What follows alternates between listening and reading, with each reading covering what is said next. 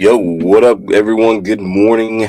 It is time to address the NBA. What it do? I am your host of the TSA Hoop Show, JR. Thank you again for tuning in this Sunday. If you are listening in instead of watching this weekly show on Spotify, we appreciate you doing so. 7:30 ish. Started a little bit late in the morning. If you're watching this live on YouTube or watching this later on the sports affiliation channel, we appreciate you guys tuning in and watching us later. We appreciate all the love and attendance that you give us. Today, my gosh, we've gone through a lot of good hoop stuff. Hit a bunch of cashed bets last week, last couple of days. Got some awards to kind of hand out. We got some players that are looking really nice and primed for some of these seasonal awards. And we also got the NBA Cup rounding out. I believe that's today. We're going to go ahead and address that as well. Got a lot of stuff to get through. And as usual, we only got an hour to do so. If you guys have anything that you want us to address from week to week, don't forget that you can always find us at thesportsaffiliation.com. You can find us at the Sports Affiliate on X, formerly known as Twitter. You can find myself at 4F Apollo on there as well. You can always leave a comment under the comment section under these videos, or if you happen to listen to us on Spotify, you can always drop us a note there as well. We appreciate all the love, inputs, and feedback as well. So let's go ahead and get into it. Last week we addressed what was going on with the NBA, some teams that are super hot right now, some teams that are cold right now. We addressed the way that they have been playing, questions about whether they've been able to perform, step up, and some of them just continue to deliver. Shout out to some of the East Coast teams like New York, Boston, and Cleveland who have been continuing to deliver. Shout out to some of the teams of the West, Memphis, Denver, and Oklahoma City, who won a pretty good one last night versus the Houston Rockets in the semifinal match of the NBA Cup. Houston Rockets also proving why they are one of the top defensive teams in the NBA right now with how that first half was going. We're going to go a lot more into that, but hot teams staying hot, cold teams getting colder. We're going to figure out what's going on with that at another time. But for now, let's okay. Wow. I think we should do this sort of in reverse order. We also had key acquisition / trade happen in the last 24 hours. So we really do need to address that because that's going to affect a lot of the stuff that we're talking about right now and everything else going forward down the line. So let's just get right into that. The Golden State Warriors have acquired champion and former Laker and great journeyman veteran Dennis Schroeder, formerly of the Atlanta Hawks, now formerly of the Brooklyn Nets, in a trade for for their point guard Melton and what looks to be 3 second rounders. Okay, so congratulations to the Golden State Warriors for acquiring a guard who I have personal affinity for because of what he brought to the Lakers, which was great ball handling, great attention to detail. Was essentially like a scoring version of Rajon Rondo, a slash and attack guard who was able to get uh get a good bucket, get a good. He gets to the free throw line, and we're talking about Dennis Schroeder here, and captain of the German team, the one that won the FIBA Cup. So let's not forget that as well. I mean, everything looks positive in this trade because we're completely. I still haven't got the details yet of what the second round picks are that Brooklyn has acquired in this trade. But they get a younger guard in Melton that has been sort of coming on. He's injured right now, but he has been developing. Hasn't had a lot of ability to get into the game. Of course, as we know, he was part of that really deep guard set over in Golden State, and he's playing under Coach Kerr, so it's really hard to get minutes under Kerr. Um, he's going to need a lot more minutes over in Brooklyn as soon as he heals. So happy trails to you. And I think it's great for both sides because Brooklyn right now is sort of floundering as far as the standings go. They're up, they're down. They win a couple games, they don't. Right now, Brooklyn's sitting at the last play-in spot at 10-15. Been on more the losing side in the last 10, lost a couple games, and so great pickup all around. Great job. Dunleavy and company over at Golden State for getting this together.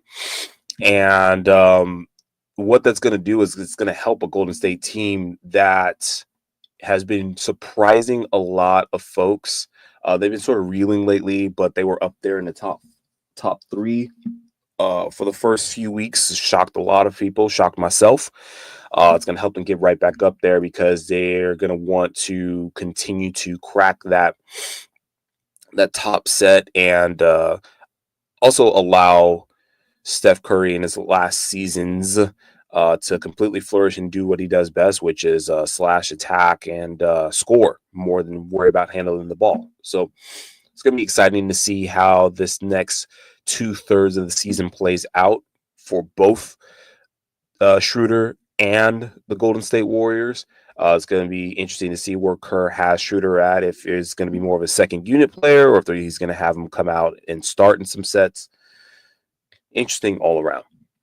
All right, now that we got through that, and again, taking a quick break, want to say again, thanks to our sponsors, Drafters Fantasy app, where, man, definitely has been hitting lately. We've definitely been hitting lately on the Drafters app. But if you decide to shimmy up, mosey on over, and you want to check and see how your favorite players are doing, maybe build a little fantasy team, put together a little something to get yourselves a little holiday gift, make sure you go over to the Drafters app, where if you put the code in TSA bets, you can get your first initial deposit matched up to $100 with the Drafters app.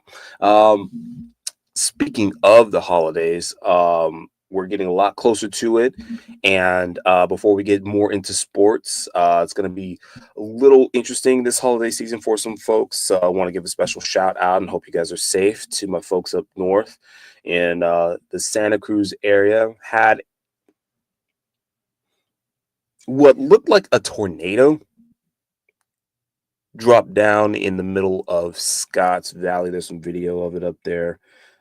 Still no reported, still just reported damage and a few injuries. Hopefully everyone turns out okay. There's been some really weird weather up there.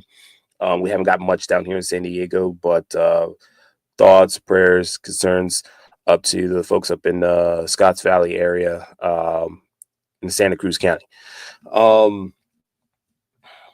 home of, by the way, the Santa Cruz Warriors, G League team affiliate of the Golden State Warriors. So yeah, shout out to the folks up in the Scotts Valley. Okay, now meat and potatoes of today. Awards, getting through some news in the NBA Cup. And we're going to kind of go into a little bit more news because it's going to address what we're talking about as far as the awards are concerned.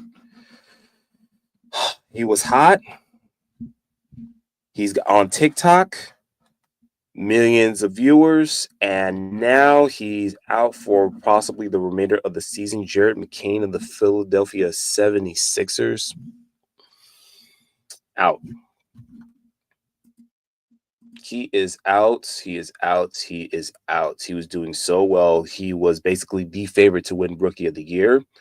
Torn meniscus, which is very hard to come back from within the same season.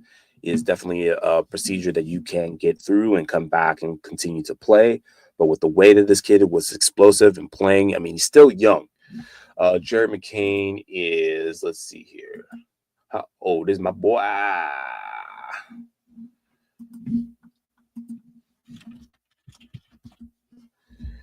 He is only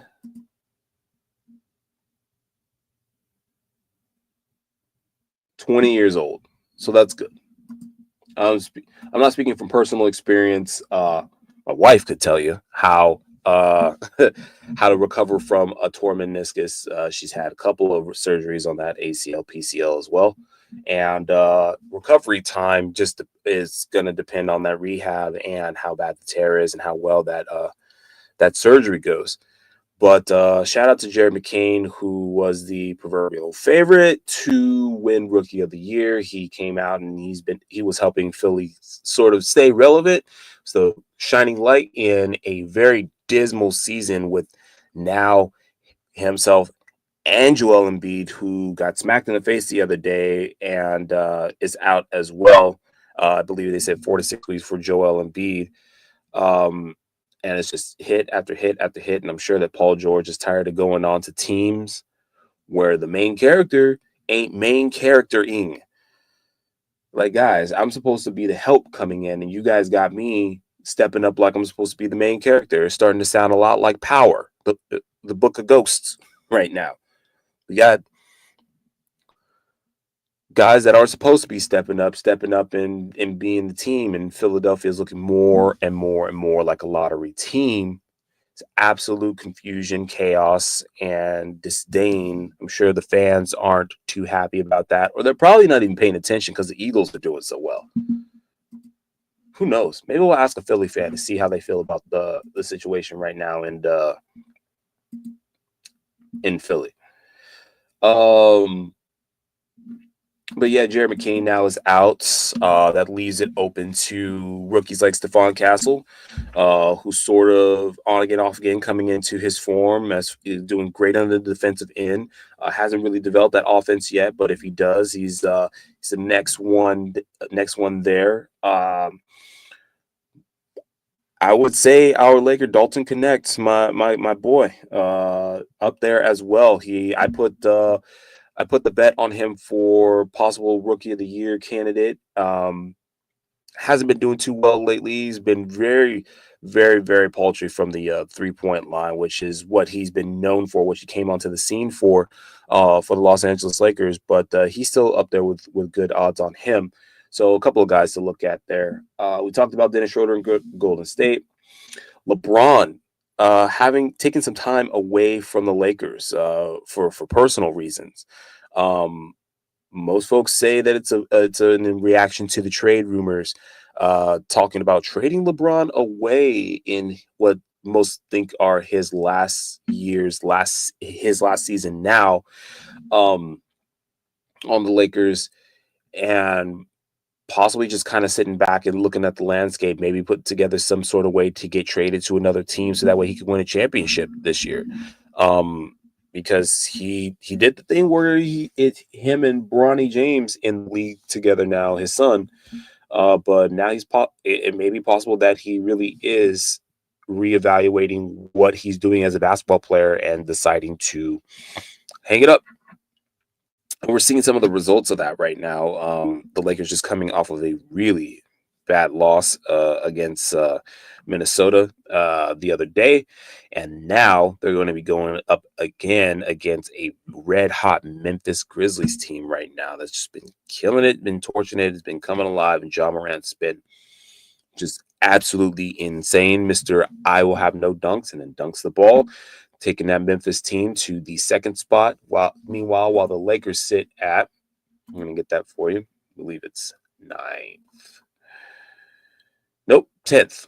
Sitting at 10th at 13-12, well behind the ball on trying to get into one of those locked in top 6 spots that are being held by other West Coast teams right now. So definitely looking to try to get back on the winning column. Lakers suffered their first loss. Not completely bad, but not completely good. You don't want to go 500 through December. You want to try to improve because these are the hardest wins to get.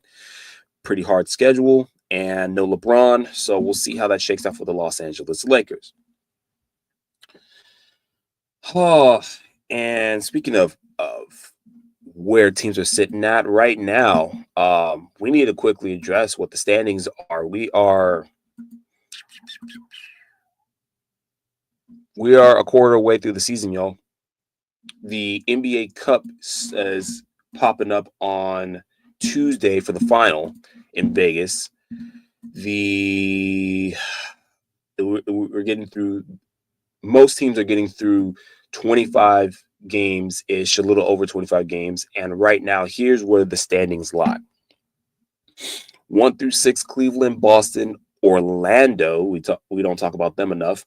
New York, Miami, who's come alive, and Milwaukee, who's used the schedule to flip the script, get out of being in the same conversation as Philadelphia, and now they sit at the 6th spot at 14-11.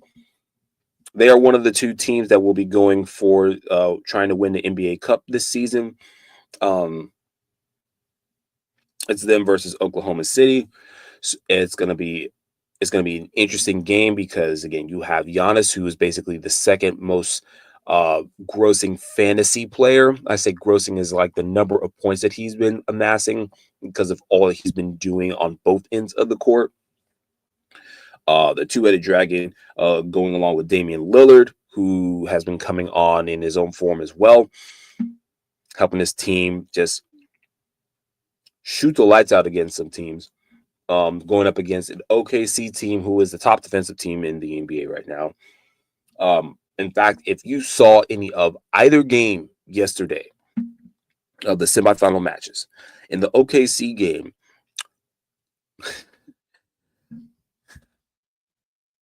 SGA had 4 steals, 3 of them back to back.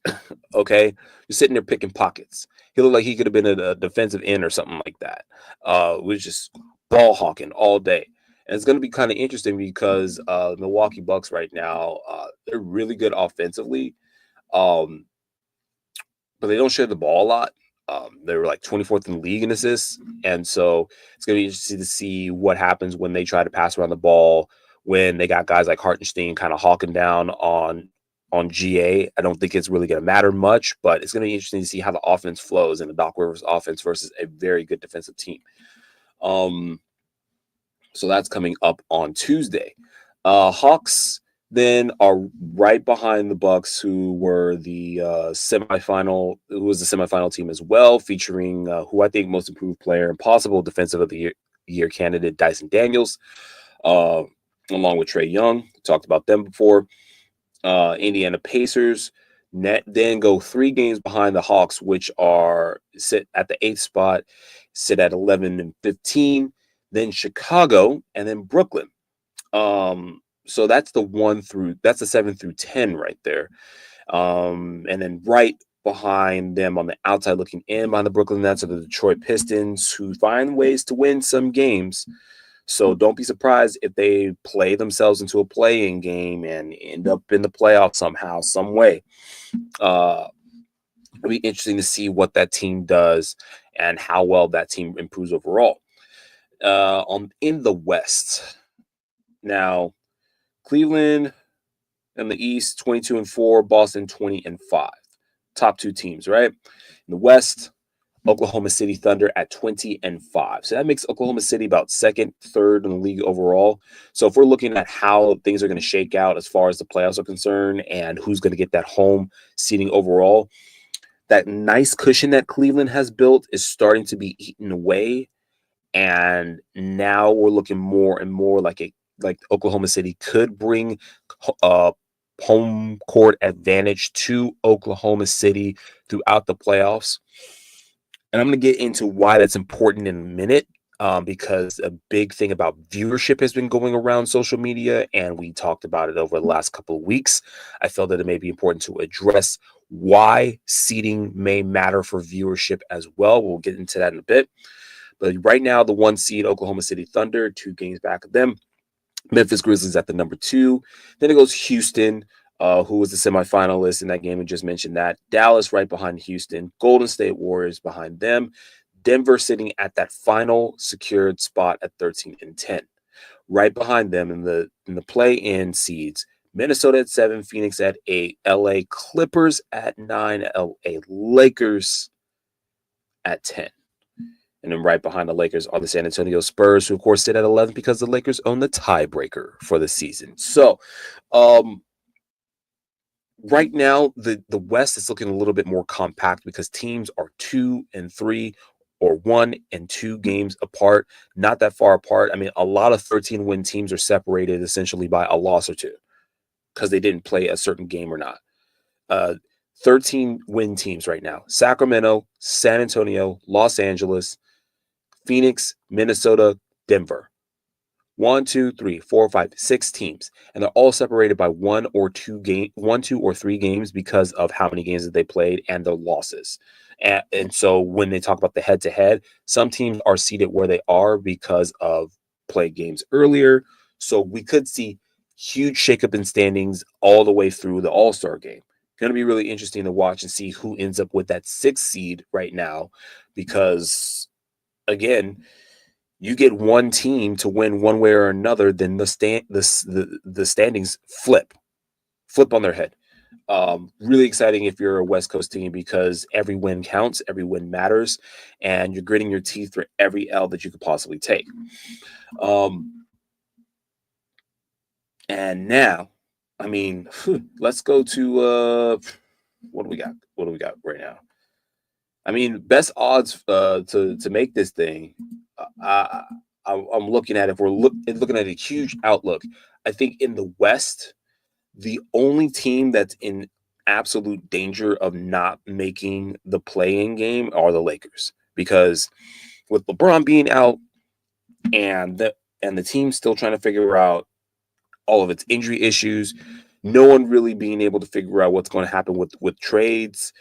The Lakers are in sort of this purgatory spot where they can't get up, they can't do well, they can't do bad enough to kind of get out. But I think that they're the first team out right now. They are sitting at that 10th seed for a reason, and it's mainly because they've been playing like a 10th seed. I don't know. The San Antonio Spurs are finding ways to win. They just won last night, even though Chris Paul got tossed in the first quarter. And so San Antonio could sneak in behind Los Angeles if Los Angeles doesn't pay attention. The Clippers, I think they play too well in order to get out of the play-in. I don't think they play well enough right now and don't have enough of their players healthy enough in order to crack the top 6. But we'll see how that goes. Minnesota is slowly figuring it out and getting back to the winning ways. So they sit at a really good spot, the 7th seed. And Phoenix is just an injury thing. So definitely first team out right now. I would not bet on the Lakers of making the play-in right now, but we'll see how it goes as far as health and availability for trade assets is concerned to see what they'll do. And in the East, 3 teams actually I have. Brooklyn, because of that trade, I'm thinking that they're going to not make it right now. Chicago, we're not sure how they're doing. They win some games, but as far as the personnel that's available for them to win these games and how the schedule shakes out is a different story. The Pacers at the eighth seed completely shock me because they don't play like an eighth seed. They don't play like a team that's ready for the playoffs, which is weird to say. And it's going to be a thing that's going to continue to be weird to say and to hear because this is a team that we put in the top six last season, whether it was because of how the schedule shook up or how they ended up playing. The play again of their star players on that team just have been on again, off again, and I don't think that they play consistent enough to be able to sustain a good seed to be able to stay in the play and let alone get in the top six. And another team I'm thinking that might not make it, Miami Heat.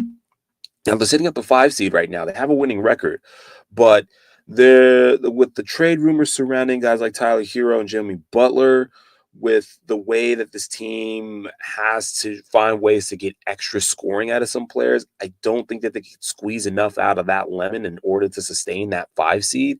So it's possible they may be a play-in seed for sure because the teams that are below them don't play well enough to crack the top 6.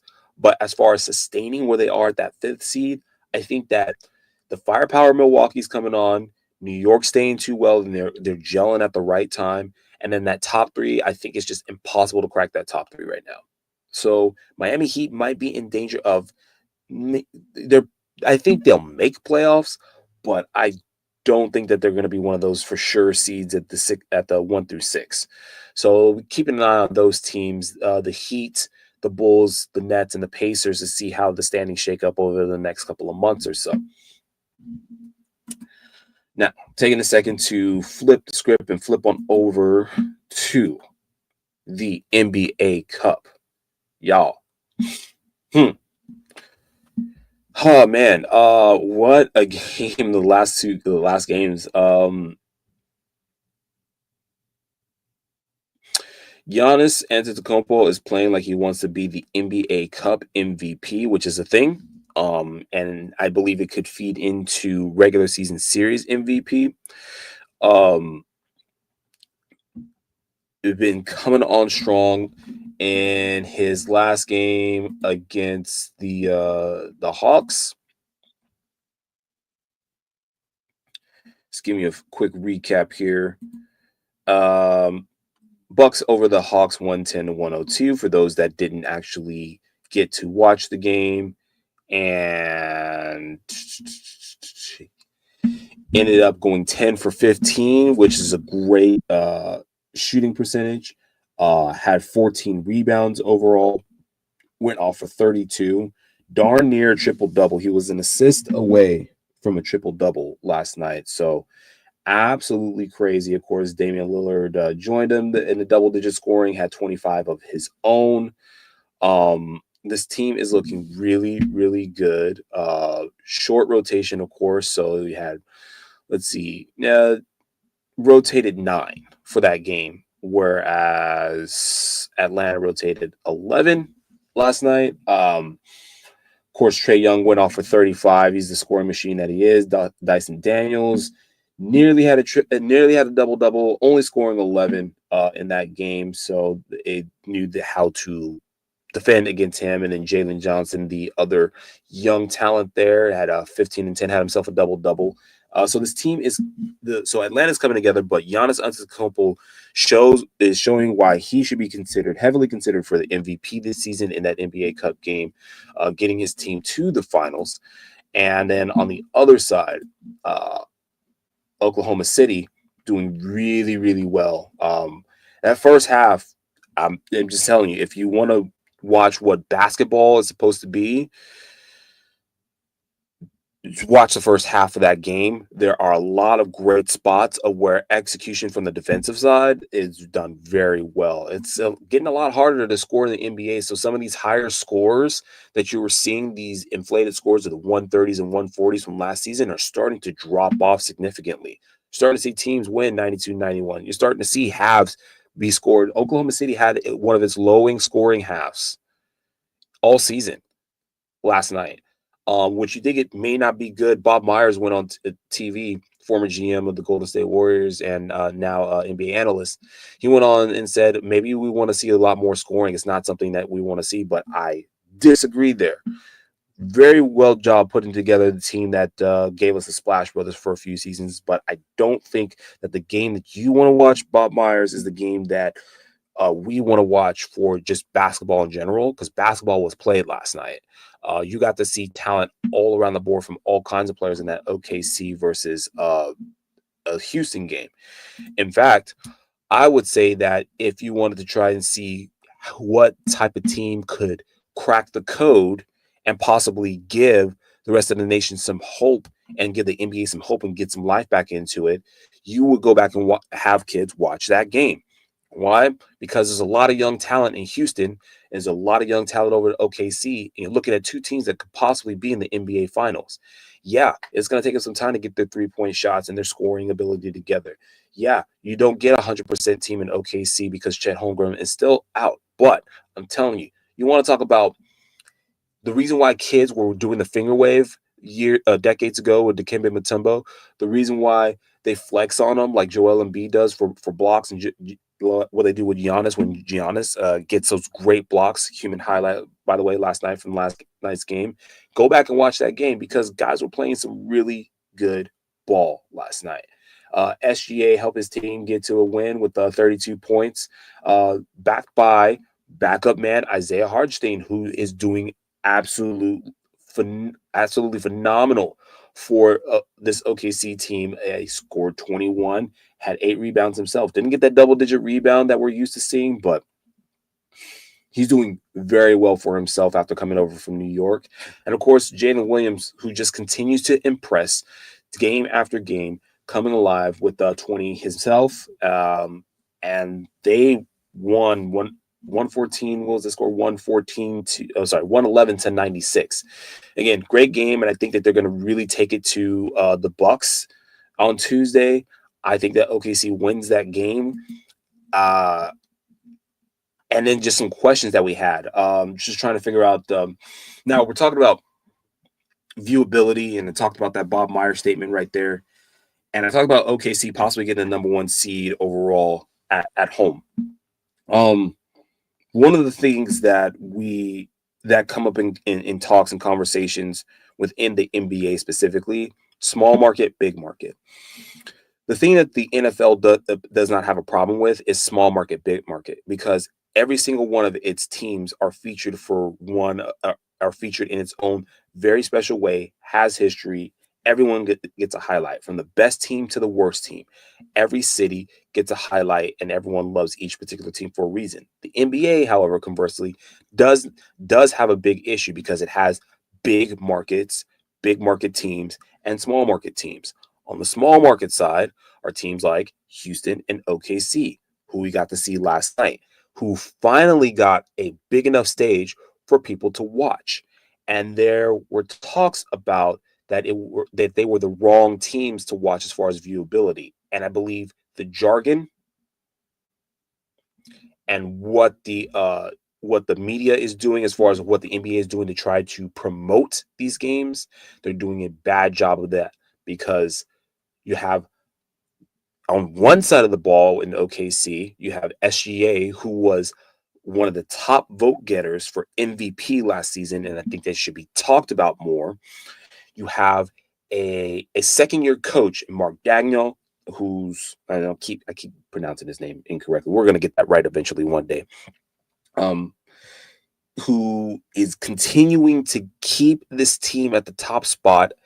Again, if the Oklahoma City Thunder were like a 13 seed, I get it. We don't have to talk about them. That's fine. But this team is winning, and we should talk about winning. Kids should be following winners. There's no problem in the NFL of teams talking about Kansas City, who's over freezing their tails off in 0-degree weather playing these football games, because they're winning. They keep winning. On the other side here in the NBA, Oklahoma City keeps winning, and we are talking about where LeBron is at. Now, while I don't think it's our job to continue to try to push what the NBA should be doing itself as far as self-promotion, while I don't think it's our job to continue to talk about and beat a dead horse as to how to improve the NBA, I talk about the OKC earning the number 1 spot and going all the way through the playoffs, and possibly having home court advantage all the way through the playoffs as a possibility, because it then gives the NBA its low-hanging fruit. Adam Silver, it's low-hanging fruit for you guys. You get to talk about and bring up all things dynamic for Oklahoma City. You get to continue to push that and push the narrative, and you get to slowly get away from your big name talent that's not there and not showing up. List some names for you guys that we want to push out there but aren't there. Klay Thompson is now sitting there as a rotation man in Dallas. Joel Embiid is injured and out, possibly for a good chunk of the season. Hadn't really played anyway. Kawhi Leonard's been out for a good chunk of the season. LeBron James not playing well either. Not the best player on his own darn team. Jimmy Butler not playing well, and trade rumors. Okay, and then finally you get over to the Upper East Side and the New York teams, and thank goodness that the Knicks are playing well because that's a big market there. But they're sitting there at fourth. Okay, so why aren't we talking about Cleveland more? All right, that's the home of LeBron James. Is some way to spin that, but this team is doing absolutely phenomenal. They're the top team in the entire NBA. And we're not talking about them. We have to find a way to put Boston in there. I forgot because Boston is second. Boston is the other big market New England team, and we have to push that. But we can't push Houston, which is doing pretty well, which absolutely I projected for them to be one of the play in, maybe not even a play in team for the season, and they're doing absolutely phenomenal. The defense is absolutely nasty. It's a former playing spot of Yao Ming. Come on now, you want to talk about big men and defense?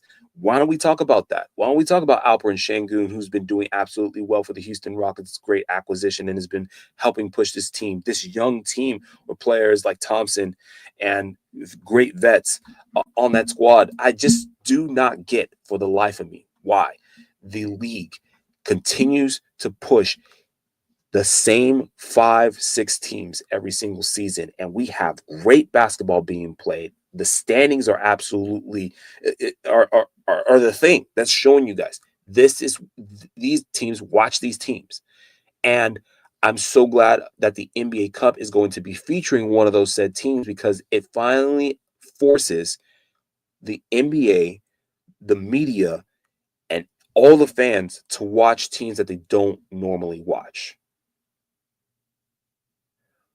We got TV deals and we got local networks that are pushing onto the TNT and the ABCs of games of teams that the league probably thought were exciting, but aren't doing that well. And now the NBA gets to go back, reevaluate, and say, these teams are good.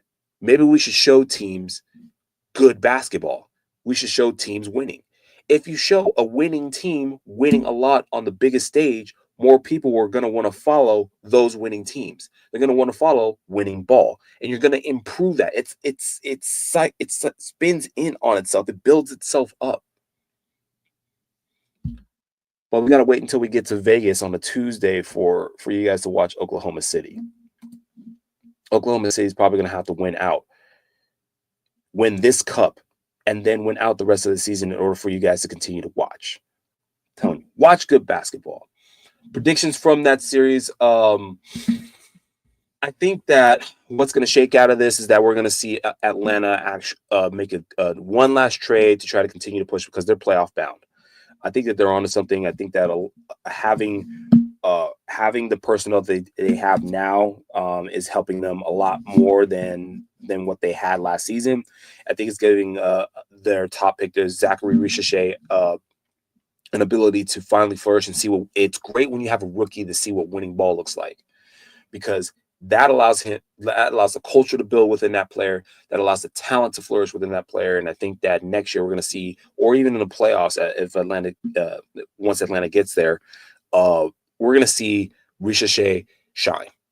He's going to come up in great spots in big moments, but we'll see. I think the games were great. I think that this finals is going to be absolutely insane. And I think that Houston is really, really close right now. I think Udoka's got that team really, really close to being almost what Dallas was last year in being able to sneak in and give a boxer's punch to the rest of the league. Um, the question is, what is sustainable and can they stay healthy? It's been the question from the beginning of the season. It's going to be the question all the way throughout the end of the season is, can they be consistent and stay healthy? Because if so, again, top four, that's a team that you might not want to mess with in Houston. Um, Milwaukee versus OKC is final on Tuesday. I'm taking OKC straight up. Um, I'm thinking that SGA ends up sneaking in there getting MVP if Giannis doesn't get it. We don't have a big history on how MVPs are voted for this NBA Cup, but if it's based on just general player performance and the volume of offense that they've contributed, or the amount that they've contributed on both sides of the ball, Giannis is a clear favorite for NBA Cup MVP. And yeah, guys, watch. Please, just watch. Watch on Tuesday. All right. Anything else to address? Yeah. And then we got to get to what we were promising you guys, which is our early candidates for MVP. Talked about a little bit early in the segment and threw some of these names around. So we have Coach of the Year, MVP, Sixth Man of the Year, Rookie of the Year, Defensive Player of the Year, and Most Improved Player. And if you guys have been following us on the sportsaffiliation.com, if you are subscribed to the posts and the newsletter from the website, you know that last year we did our own version of voting. We, after a certain amount of time, which will start after the All-Star break, we will start putting in our votes, getting our writers and our contributors' votes for each of those awards. And we will be putting out that information for you guys as to who we believe is in the running for each of those. But for right now, 25% of the way, we got enough in the bag. We have enough information. We have enough to chew on in order to give you guys who we think are going to be some candidates there for winning these awards. Coach of the Year, just to start out. I have 4 candidates and 1 guy that I'm picking. Okay. 4 candidates right now. Of course, I got head coach of Boston Celtics. The reason why, you're champs. Yes, you're not there at the top, but you are continuing to win and push the envelope. And great wins against a great win against Cleveland, who's the top seed overall, definitely keep you in the running for Coach of the Year.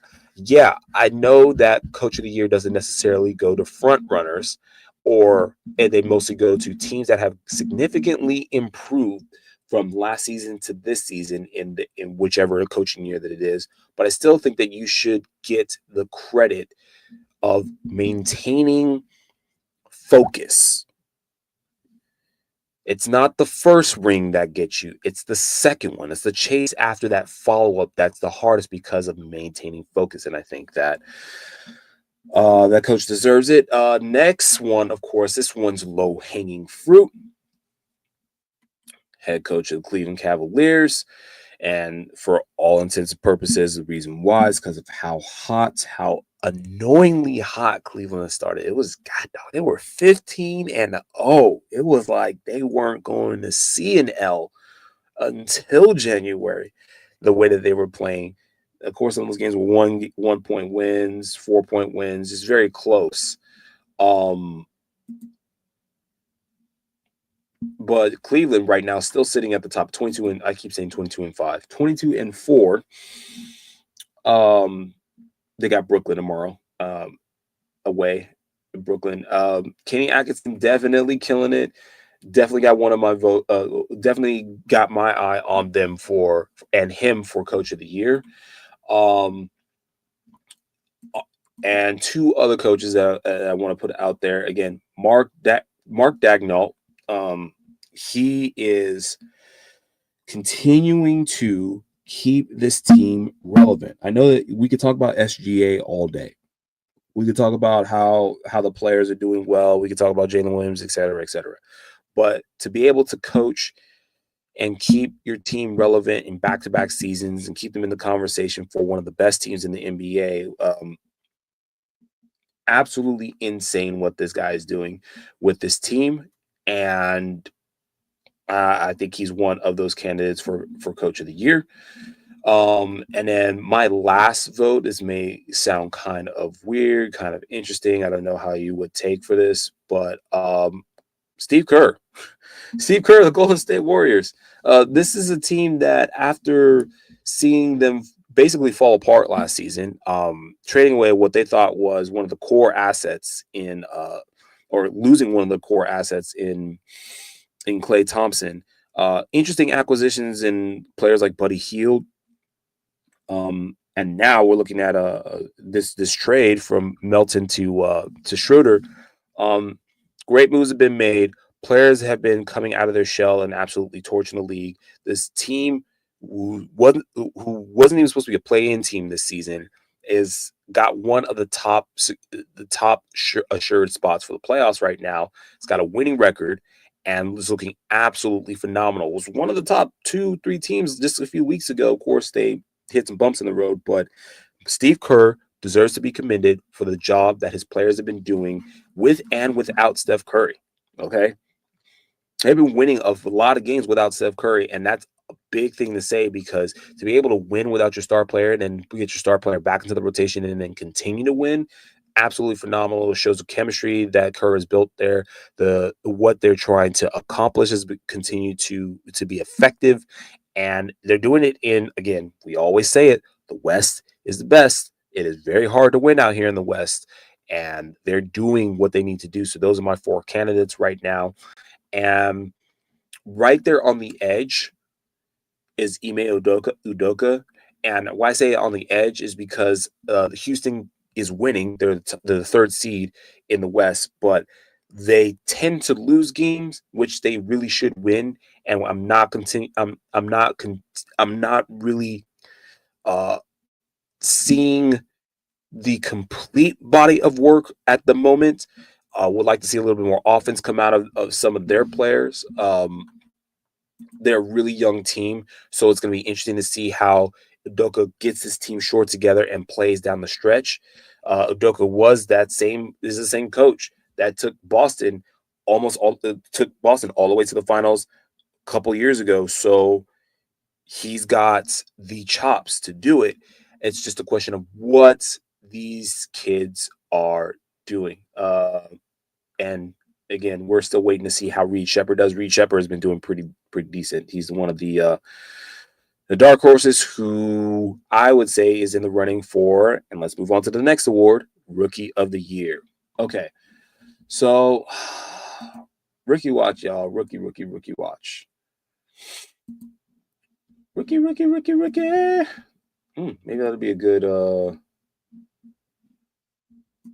maybe that'll be a good thing to do as far as a rookie watch for this season. The player stats. Rookie of the Year candidates. Just going to throw some names out there: Dalton Connect, Stephon Castle, Reed Shepherd. It was going to be Jared McCain.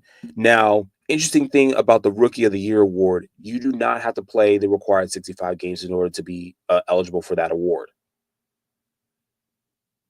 So if all standings held right now, Jared McCain will win it while being out for the rest of the season, which it's very rare that happens. I believe Patrick Ewing was a player that won with Rookie of the Year with only playing like 40 something, maybe 50 games. I'd have to go back and double check that fact.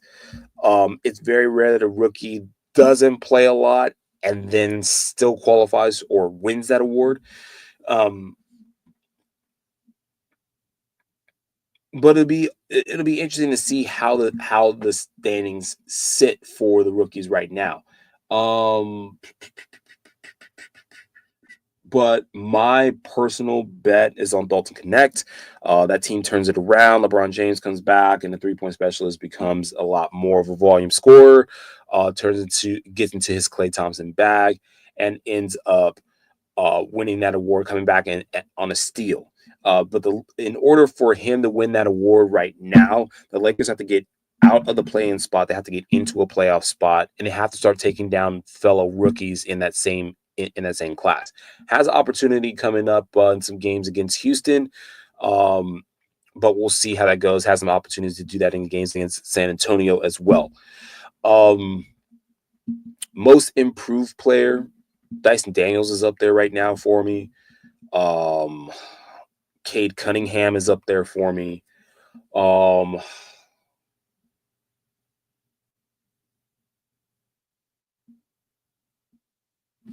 And Jalen Williams, I'm gonna put that. I put him as the other player, as most improved player, and I say that statistically, all those guys have improved their offense. Jalen Williams, and more particularly, has improved his defense, improving in the steals per game. 3 points definitely going out the roof. More double-digit games coming from him. So as far as improved players, I think those are three candidates to watch for. If OKC ends up winning overall, it's possible that you'll see a lot of awards go to some of their players, but I don't think that's how the media really likes to vote. As far as the player awards are concerned, but it is possible I that Jalen Williams wins because of that. A lot of these things, a lot of these awards that we like to give out and hand out. Hey, what's up, Coach? Hey, my boy Dyson Daniels and Grady Dick, most improved candidate too. Okay, hey, usually second year players don't win it though. Yes, which is absolutely true. Yeah, Grady Dick, who's in the second year with the Toronto Raptors, y'all. Second year, um, second year player, definitely improved player. Would be nice to see. Maybe I don't know. Toronto get out of that 14 seed. Not a losing streak right now, man. I don't, and we were just talking about viewability. I don't think Grady Dick gets enough viewability, except for anything that happens to be associated with his last name. But coach is putting Grady Dick in there. But Dyson Daniels, I definitely want to put him and Jalen Williams. I want to put those two up as candidates right now. Defensive Player of the Year, also Dyson Daniels. I want to put up there. And if he doesn't win MVP this year, because he came close, I want to put SGA in there as well. Of course, along with the Victor Wembanyama's and the Rudy Gobert's. But without, like, if we're looking into Defensive Player of the Year, that's not a big man. Marcus Smart, last guy to win it as not a big man. I would like to see SGA or Dyson Daniels get that award.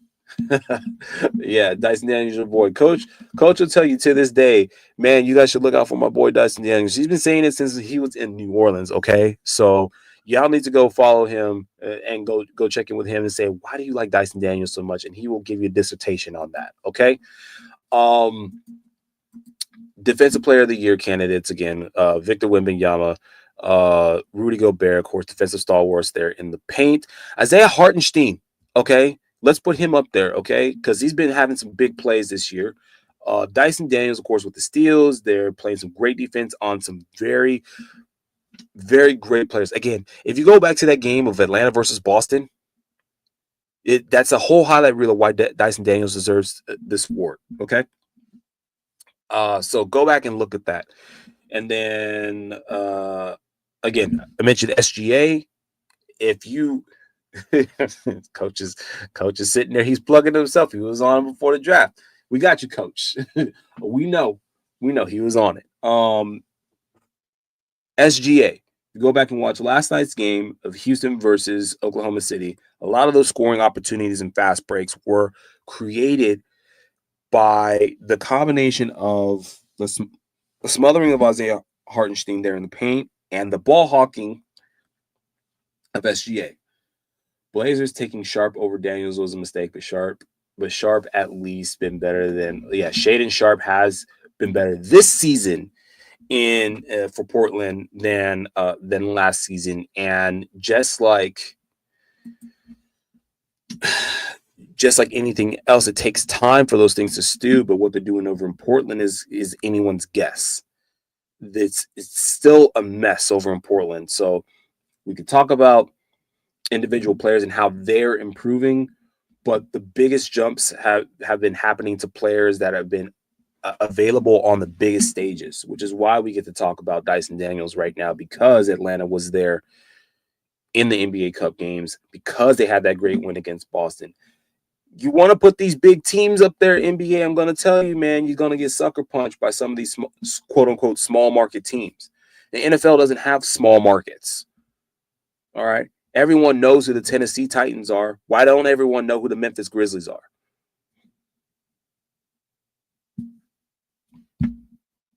Just saying, man, it's getting my blood boiling, and it's not even 8:30 yet over here. So we got Rookie of the Year, Defensive Player of the Year, Coach of the Year, Most Improved Player, Sixth Man. Sixth Man is gonna be real interesting this year, y'all, because we got a lot of guys that were starting and they got moved to the bench. And if you have been following us at the Sports Affiliation, you've been following our conversations, this show in particular, one of the things that we talked about is how someone qualifies for Sixth Man of the Year. First of all, you still got to get the 65 game thing out the way. So for whoever you think is good enough to start but doesn't, have they been healthy enough to do that? Because if the answer is no, you just throw that off the board right now.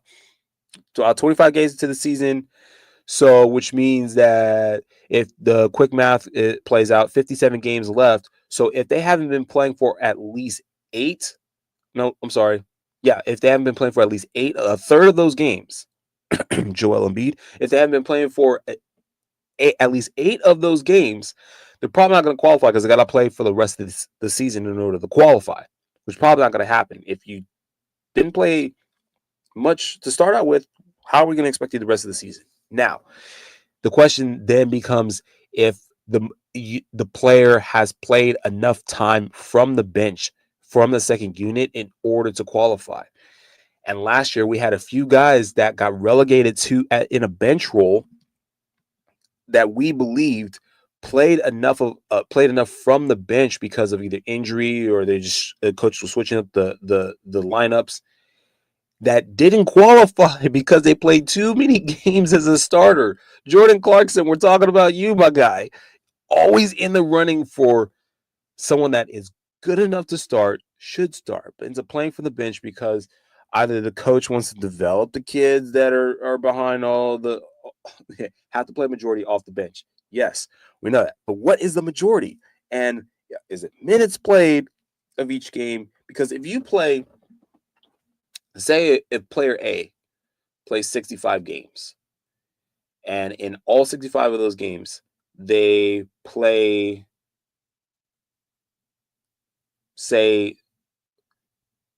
let's say just over half, right? So majority should be just over half, right? So they play 52%, which would be 33 games, 34 games from the bench, okay? Those other games that they're playing, the other 32 games, they're starting, but they're only starting because of injuries to the rest of them. Yes, 33 off the bench. So 32 of those games they're playing, they're starting because of injury, but they play for like 2 minutes and then they play the rest from the bench. Do those accumulated minutes of the 32 games that they play then automatically start to disqualify them or push them down further as a sixth man? And this is not a question so much for you guys, the watchers. It's something that I want you guys to forward to your local media outlets because they're the ones voting, okay? Those are the guys where, because someone didn't get their coffee order right, they ended up voting for Jaylen Brown instead of Jason Tatum for MVP. Just a bad day voting. I wonder a little bit if they're actually using the definition of these awards to qualify. And I say it's interesting because I don't have a clear candidate for this award at all right now. There's no one that has been a clear bench player but should start player right now for me because there's so many of them. So you're gonna tune in a couple of weeks. We're gonna give you that info. We're gonna figure it out. And we're gonna give it to you as far as prediction is concerned. And then last but not least, not the least of all, and we're rounding out the show with this one, MVP candidate. It's not Nikola Jokic, y'all. It's a media vote, and it's not Nikola Jokic, and it's not fair. Nikola Jokic is statistically the best player in the NBA right now. He's got his team in a secure playoff spot, and he's not going to get MVP. If the league plays this outright, if they want to have their cake and eat it too, they will vote SGA. It's absolutely horrible for me to say it like that, but I want to say it like that specifically because it's a media vote, and that the NBA wants to do two things. All right, feel me on this. They want to get small market, big market language out of everyone's mouth. They want to feature the best players on the biggest stage. They're going to vote the best players on the best teams, feature the best teams, and have the names of those players in everyone's mouth for that season. Play more Thunder games, vote SGA MVP, bet SGA MVP. That's all I got for y'all today. Cold outside, man. I'm gonna go try to warm up a little bit. Gonna go see some holiday lights with my baby girl this evening. You guys make sure you stay warm, stay safe out there, you stay happy, you stay healthy. Make sure to tune into us next week. We're gonna be getting a little bit more into this NBA thing. We're gonna recap the finals of the NBA Cup. And if you guys are laying your bets down, don't forget to tag us as well, because we'll go ahead and talk to you about it. We'll go ahead and feature some of them on this show. Made a little bit of cash last night. Quick shout out to @Parlay Ninja. If you guys are on X, make sure to go follow them on that account. Get you some bread. Get your money up. Get your chips up. That's it. That's all we got for you. I love you guys. Thanks for tuning in. Coach, hey, man, we need to collab on something when you get a chance. Appreciate you tuning into the show, bud. We'll talk to you guys later. Go Lakers. Peace.